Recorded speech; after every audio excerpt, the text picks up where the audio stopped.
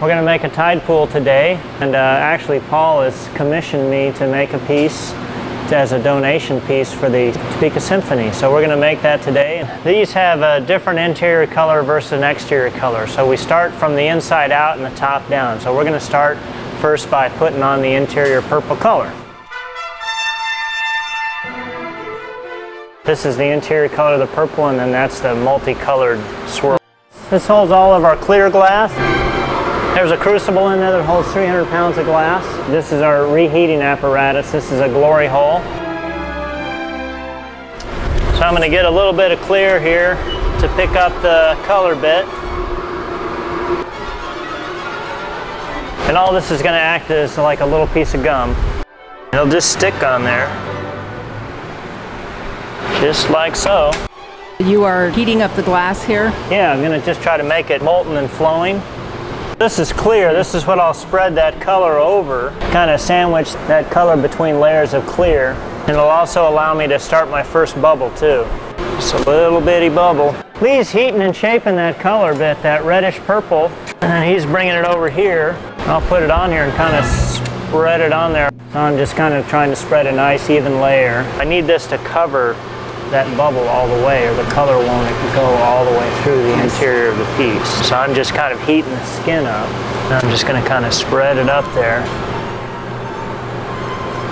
Now I'll do little minor checks. This is the interior color. When you look down into the piece, this is what you're going to see. The techniques that we use are the same techniques they used 2,000 years ago.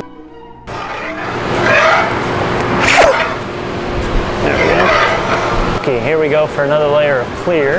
Now I'll get my white. This clear is so hot at 2,000 degrees, and this white is so cold that they stick to one another. The white will separate the inside from the outside. Lee's preparing the next color application. He's going to get the 5-color wheel, the rainbow of colors. So it's a ruby, topaz, kind of a pure green, and then a medium blue, like sharp blue, and then a purple. This is called an optic mold. I'm just basically adding ridges. So everywhere where there's a trough, the color will be more dense, and wherever there's a ridge, the color will be less dense. And then when Lee gets that hot, I'll be spreading that color over just like I did that first one. So you can still see how it's still all separated.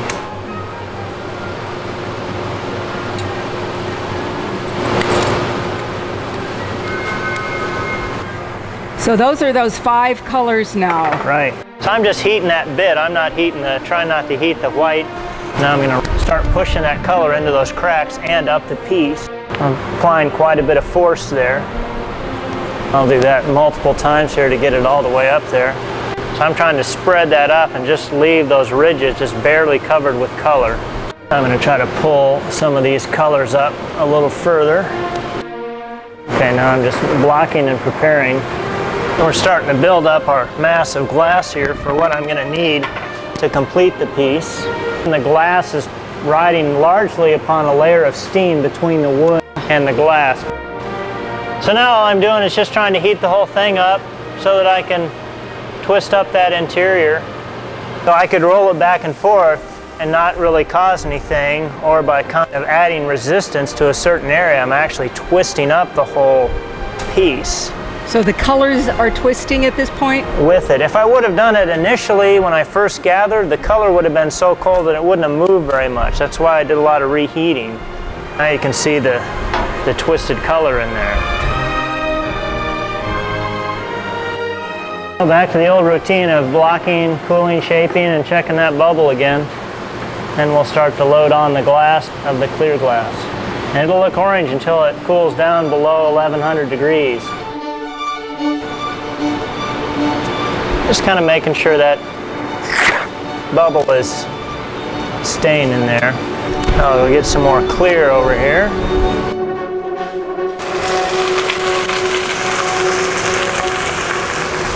So at this point I might have, I don't know, 12 to 15 pounds of glass at this point. That's pretty heavy to handle then, isn't it? This is 12 or 15 pounds, but you're right. Every single foot behind that point doubles the weight. So this is like, feels like about 40 pounds right now. And when I get this other glass on, it's going to be like 50 or 60 pounds.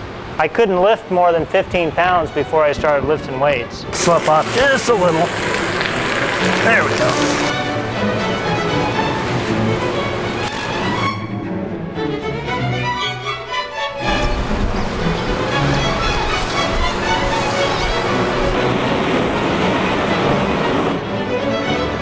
This is just a weak point.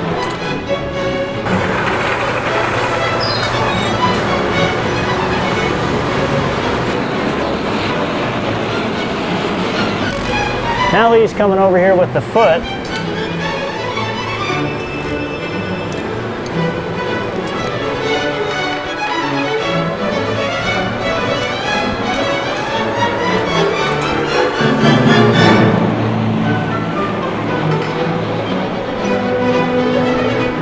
We're going to crack it off at this weak point so we can work on the lift.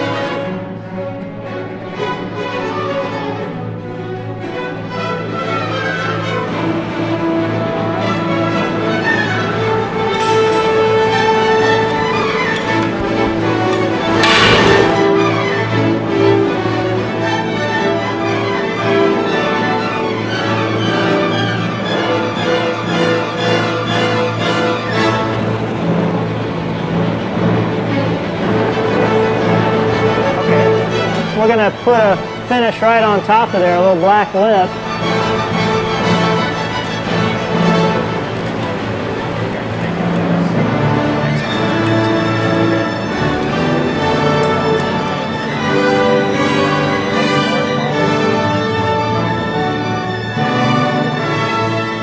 So it doesn't weigh enough, so we got to put some more glass on it.